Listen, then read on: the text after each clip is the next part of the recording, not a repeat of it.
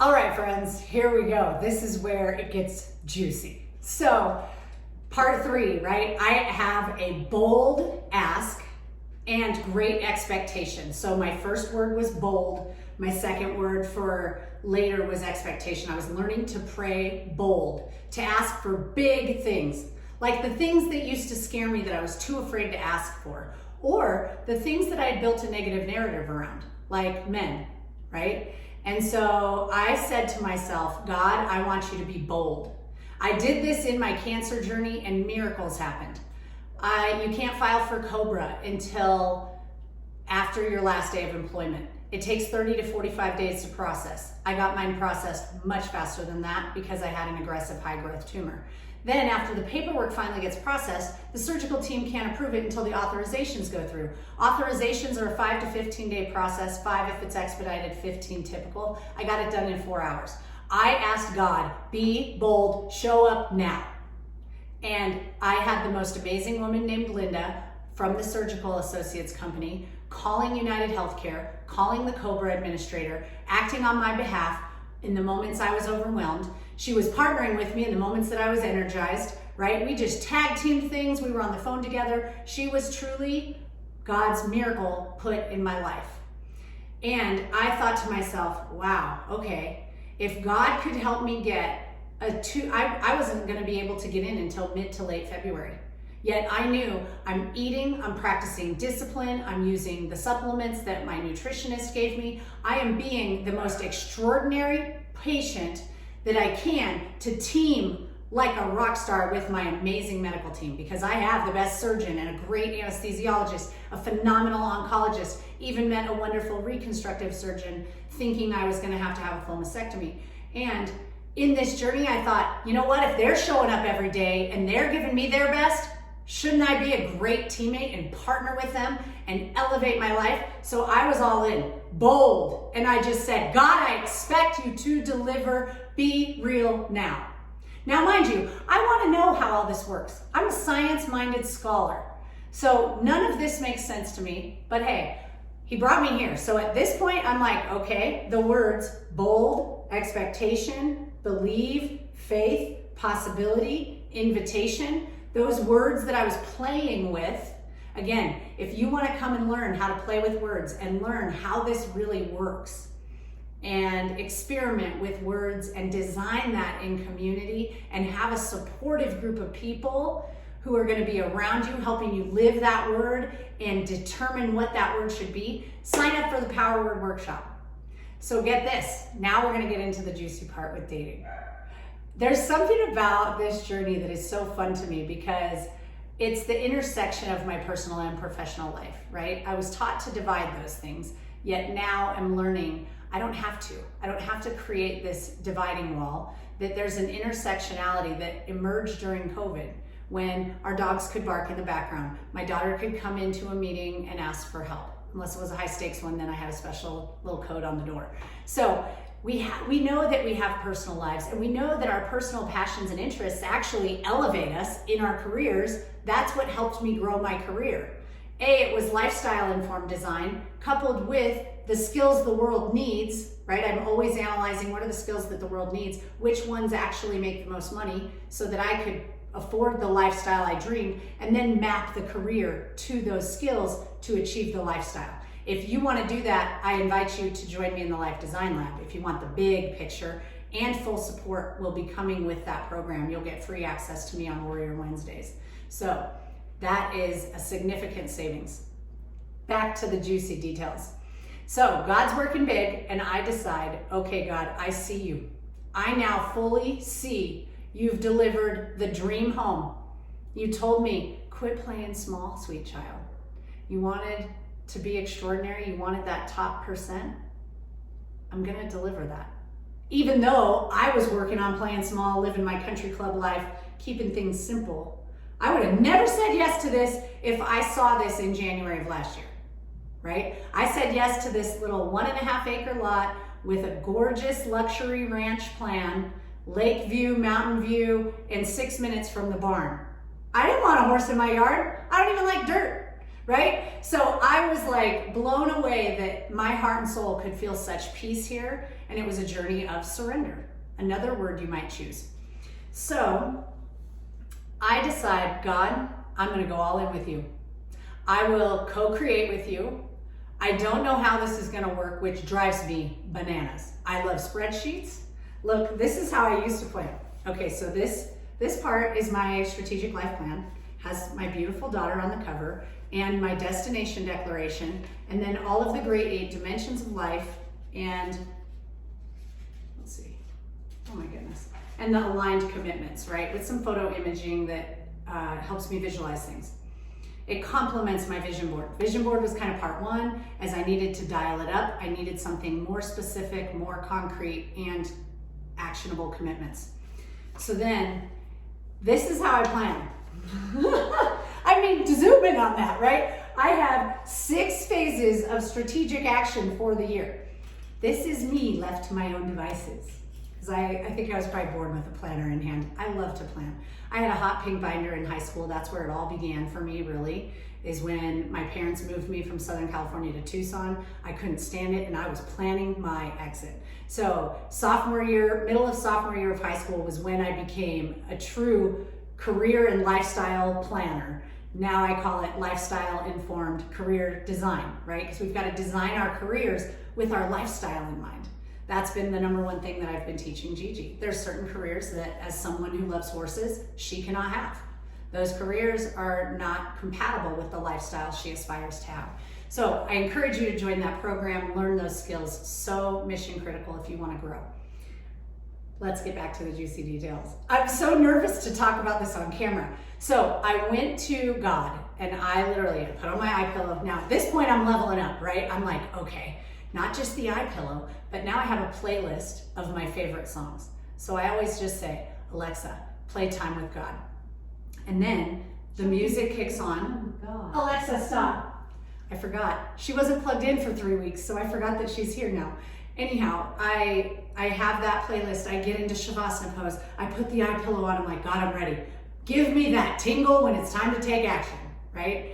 And then recently, one of my colleagues at Ping had the sweet kindness in his heart to have his wife send me these doTERRA essential oils to help with my concussion and healing and now recovery. And this one is amazing. It's called Calming Blend. Perfect, right? So I put that on my temples, I put it on my lymph nodes, I put it on my wrists. And as I'm doing that, I'm inviting great things, right? I'm thinking healing thoughts. I'm thinking thoughts of love, abundance, courage, all the things that I'm trying to cultivate as I navigate job loss and cancer and start playing with possibilities and say, you know what? I don't really want to go work full time for the man ever again. I want to do consulting in corporations across the globe. I love distributing knowledge and sharing. I learned that when I worked for the Lieutenant Governor and got to serve all of the institutions of higher education and alternative preparation programs. That was so fun to me. So I like that because you can help disrupt people's thinking through story sharing. That's why community is important, why Warrior Wednesdays exist, why in the Power Word Workshop we're doing it together. I could put it on a PDF and give it to you as a download. That will not be nearly as much fun. A, you probably won't do it. B, it's not fun because you're not with others. And C, you don't have that accountability in your life. So you've got to get that for yourself. So I lay down and I say, God, here we go. Big, bold miracles have been delivered to me, right? You gave me my wildest dream come true. And then I'm afraid that I can't fund it, right? Or that I'm not going to be healthy enough to enjoy it. That fear-based thinking has no seat at the table, right? This is abundance, joy, courage, compassion, community. That's who's seated with me at this table. I do not have space at this table. There's no extra chairs. I like things to match, and I don't have any more of these chairs. So fear doesn't get a seat here. Self-doubt doesn't get a seat here. Imposter syndrome does not get a seat here. So I want you to just sketch in your journal your table and decide who you want to be seated with you, and intentionally keep that. These are the kinds of little strategies that I'm thinking about all day that I share with my coaching clients, that I want to share with you as we meet on Warrior Wednesdays, as we meet in Power Word Workshop. Those are opportunities to work with me live. The Life Design Lab is a self-paced program where you can go through that step by step and create your plan. Now, while this plan doesn't always go according to plan, we pair that with agility. You trust in your ability to figure things out, right? Job loss and cancer weren't exactly on my 2023 strategic plan. However, all the skills and strategies that I've built that I teach in Life Design Lab help me navigate it so that I don't ask, God, why'd you do this to me? That's what I would have done prior to Gigi bringing me back to church. Now I know God doesn't do those things to us. Cancer is from this world. That's not, God didn't give me cancer. That's most cancers. It was like, I think the research is 78 or 87% of cancers are lifestyle and environment related. So something that I likely exposed myself to, because I have 0 genetic markers, my genetic test came back clear. No one in my family has breast cancer. So something in my environment or lifestyle likely contributed to the cause of this. And again, I don't need to trust in figuring that out and go into negative Nancy mode and try to detect that. That doesn't bring me joy. Now I'm asking God into the picture. So I have joy and abundance and courage and compassion sitting with me. And I say, okay, God, I want you to bring me my dream man. And the first person I met was kind of like a blast from the past. He's the type that I would have really loved probably 10 years ago. Yet in the last 10 years, I've been crushing it and he's not. So now here we are at a place where we're not equally partnered. And in that, the Bible calls it equally yoked. That's why I paused. I didn't know if I wanted to drop that in there. And so let's go there, right? I'm like, wow, these words of wisdom, right? Do not conform to the patterns of this world. We're not supposed to do that. That doesn't even feel good. When I choose to do that, when you choose to do that, how do you feel, right? I never feel good whenever I slump down to get in an argument and act like others. When I suck into the news and the negative social injustices and I get all fired up and mad. None of that feels good. So I've challenged myself to transform my life through the renewing of my mind. People tell me all the time, you're the most positive, thoughtful human I've ever met. It's because I intentionally notice when I'm in that normal distribution curve bubble, and if I'm here, I shift. That's shift happening. I replace that thought. I'll teach you how to do that in Life Design Lab. Anyhow, so attempt number 1 did not go so well. I start having conversations with a few other people who seem like good candidates, right? I'm searching for someone who leads a healthy lifestyle. I gave up alcohol and felt better than ever. And then after that cleanse and weight loss, I thought I might add it back. Well, then I got a concussion, which kept me alcohol free. And after reaching a year of being alcohol free, I thought, I don't know if I ever want to go back. And then I saw a meme that showed, get this, friends. This stopped me dead in my tracks. 10 years of alcohol consumption, and we're talking just average consumption, equivalent to 3 years of meth. I don't know about you, but I would never put meth in my body. So all of a sudden I was like, why doesn't this come with a bigger warning? I'm not putting that in my body. If that's what it does to the brain, I rely on my brain for employment for this lifestyle. I'm not going to put poison in there. Then I also came across This Naked Mind and Quit Like a Woman, thanks to my friend Jessica.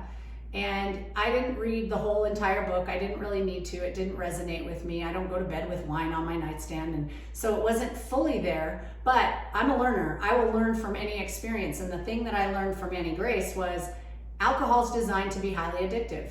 So quit beating yourself up about alcohol use or how much you're drinking, which for me had increased during COVID. And she asked, just ask yourself this, are you drinking more now than when you took your first sip? For me, the answer was yes, especially during COVID.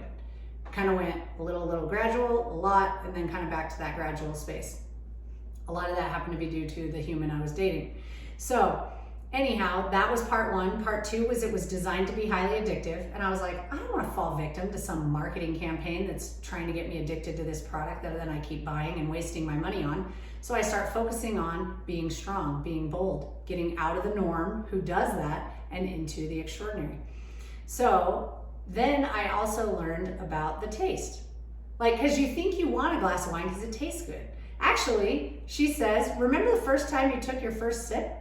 It was absolutely disgusting, right? It was so gross. Shots, same thing. Now I take an aloe vera shot every day to make my skin glow from the inside out. Instead of drying it out with alcohol, I nourish it with aloe vera. And it's been such a fun journey. So number one attribute for my man is that he is not a drinker. I do not want that back in my life ever again. And most importantly, I want vibrant, great sex. I want to live a longevity lifestyle where you're not just old and decrepit, but you're old and energized and cognitively functioning. And there's foods and fuels that can do that. So I want him to be really healthy, right? I want him to have like a really compatible nutritional mindset to me. Not where we're cheating and having lasagna and pizza and all those things that are linked to cancer that I've eliminated and worked so hard to be disciplined with, right? So I'm like, he's got to be disciplined in what he puts in his mouth. I want him to be fit. I'm not gonna lie, I'm a sucker for biceps and abs. I love a man's biceps and just being in a man's arms and like curling up and laying and washboard abs, I'm not gonna lie, melt, right? So those are things that physically come from great nutrition and fitness. So food and fitness kind of as a pillar, given where I'm at in my life.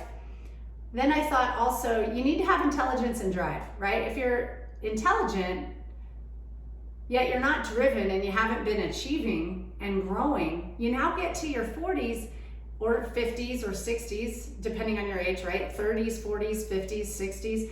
You get to these chapters of midlife and later life, and if you have not continuously been learning and investing in your growth, there's a major gap, right? So that's the greatest challenge I see right now is there's those who played with gradual growth and those who played like me, always learning, always investing in their learning, always buying programs and continually playing and implementing and experimenting.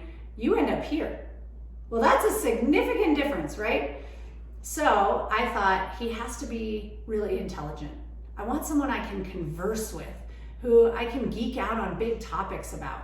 I don't want to just sit and talk about, I don't know, the weather or Joe Schmo down the street. Like, small people talk about people. I want the kind of person that's innovative, brilliant, talks about ideas. And I want someone who's got that spirit of adventure and fun in how they live their life, from how they parent to how they spend time in the bedroom to how they travel and live in the world. So I put that vision out there. I was like, okay, God, I want this. This is my big ask. And then, I kid you not, I was astounded. I went to meet this gentleman yesterday. I'll take a picture. I'll put in this post a picture of the video on my way to meet him. I was like, what? So incredibly excited. Is he the one? I don't know. God hasn't revealed that part to me yet, but he has his PhD in mathematics. He owns multiple properties and has equivalent real estate net worth to me. Has a gorgeous little girl, kind heart, family focused, fit body. I was just like, wow, God, thank you. Equally yoked. Equally yoked was kind of put on my horizon, and I thought, I don't even know what yoked means, right? And so Gigi, being little Miss Equestrian, kind of tells me, like, you gotta have, like, if it was 2 horses in a carriage was her analogy. And I was like, that's true. If one's constantly here and their bit is pulling them back at their mouth because their partner doesn't have the same drive and momentum, intellectual curiosity, health and fitness, right? All these big things. Desire to do good things in the world. Advocacy, one of my biggest great 8 dimensions that I live by. Doing kind things, especially for underrepresented people. If he doesn't have that, he ain't my man, right? That's that kind-hearted spirit. So equally yoked just means you guys are in the race at the same pace, right? So I was like, God, bring me someone in the race at the same pace with me. And I'm like, could this really be? I don't know yet, right? I've only had 1 coffee. But the way God's working, I don't know. So I invite you to join me for the Power Word Workshop, because we won't be exploring that topic. However, we'll be bringing that version of ourselves and our curiosities. So I dedicate this to a sweet woman, DW, you know who you are, sweet friend. These are some tools to bring spirituality into your day. Thank you for that wonderful question. That's how I invite God into the day, this little eye pillow. And now sometimes when I get the tingles and we'll talk to him throughout the day, it's pretty wild. That's all I'll say. I have no explanation for it. I wish there was some book that explained, here's a meta-analysis of how this is happening, but there's not. This is where those words, bold, expectation, believe, power, faith, possibility, invitation, those words have been alive. I'm going to reveal my 2023 word in the workshop. I'm saving that part. I might reveal it right before because I have an amazing, this is incredible. Sarah gifted me with the word literally stitched out. So I'm going to have what everyone who's crafty and really brilliantly creative is going to be creating in the stitch out. I get to have one. I'm so excited.